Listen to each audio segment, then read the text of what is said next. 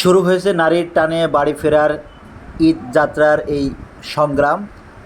আর এই সংগ্রামের বাস্তব চিত্র আমি আপনাদেরকে দেখানোর জন্য আমি এই মুহূর্তে দাঁড়িয়ে আছি ঢাকার কমলাপুর রেলওয়ে স্টেশন।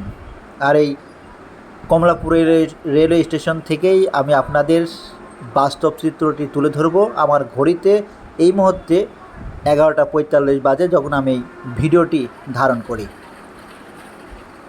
চলুন আমি আপনাদেরকে পুরো জায়গাটি ঘুরিয়ে ঘুরিয়ে দেখানোর চেষ্টা করি। আমি যেই জায়গাতে দাঁড়িয়ে আছি এইটা হচ্ছে কমলাপুর রেল স্টেশনের প্রধান ফটক। যেই প্রধান ফটকে আসা যাওয়ার জন্য সুন্দর বাঁশের সারি করা আছে, যেখান দিয়ে আপনি একমুখী চলাচল করতে পারবেন। তার ডান সাইডে আপনার পুলিশ কন্ট্রোল রুম রয়েছেন, যেখান থেকে নিরাপত্তা বাহিনীরা তারা তাদের নিজ নিজ দায়িত্ব পালন করছেন। এবং কমলাপুর রেলওয়ে স্টেশনের সম্মুখে যেখানে অনেক কোলাহল থাকার কথা, যেখানে অনেক গাড়ি ঘোড়া থাকার কথা, ঠিক এই মুহূর্তে এই রাতে আমি তেমন কোনো কোলাহল কিংবা তেমন কোনো গাড়ি ঘোড়া দেখছি না। তবে সাধারণ দিনের চাইতে কিছুটা ভিড় রয়েছে, যেহেতু ঈদ যাত্রা, ঈদের মানুষের বাড়ি ফেরার সেই সংগ্রাম চলছে।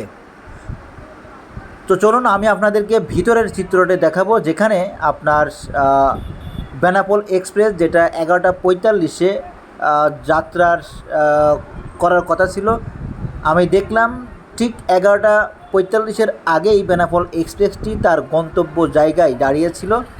আর যাত্রীরা তারা তাদের নিজ নিজ আসনটি গ্রহণ করলেন এই বেনাপোল এক্সপ্রেসে।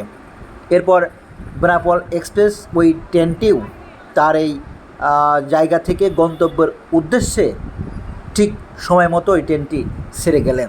তার মানে বোঝাই যাচ্ছে যে আজকের এই ট্রেন যাত্রাটা যারাই করছেন তাদের জন্য অত্যন্ত সুন্দর এবং প্রাণবন্ত হবে।